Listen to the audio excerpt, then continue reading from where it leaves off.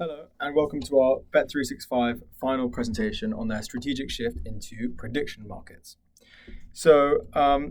We've been looking at Bet365, the world's largest online sports betting company, and they currently operate as a sports book, which means they set the price of something to happen. And if you bet on it to happen, then you get paid from Bet365 account. And if you lose, then your money goes into the Bet365 account.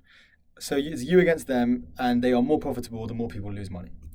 Now, what's happened recently and has emerged in the sports betting scene is prediction markets. Now, prediction markets are very popular in the US for reasons we'll get into, but they operate a different system. They don't care if you win or lose because they just offer a yes and a no price, and you're betting against someone else in the world that's buying the other side of that trade, just like when you trade a stock.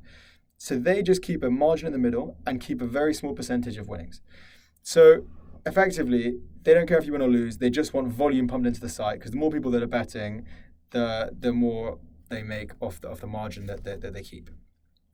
So the core insight is that a full pivot would weaken Bet365 instead of strengthening it, because we think that having looked at their models that they have and the advantage and the profitability of these models to set the prices for the sportsbook, if they were to pivot into prediction markets, all of that becomes obsolete because they just want to drive volume. They don't actually care about whether anything wins or loses, which completely reduces their current competitive advantage in the market. It's also a different business model entirely. Bet365 earns through margins. Prediction markets get small transaction fees. And then there's the market reality.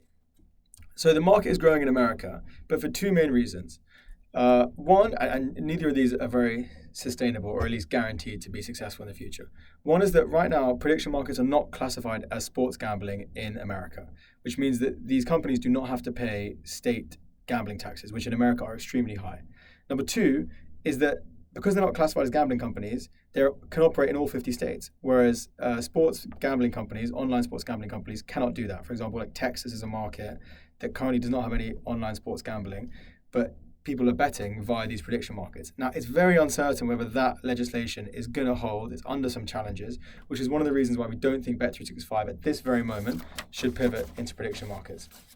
The final element is the customer profile. Bet365 customers are very much older than prediction market users and will be retained for a long while to come. However, Bet365 risks losing the young population who like prediction markets quite a lot if they don't get them onto the sportsbook model soon.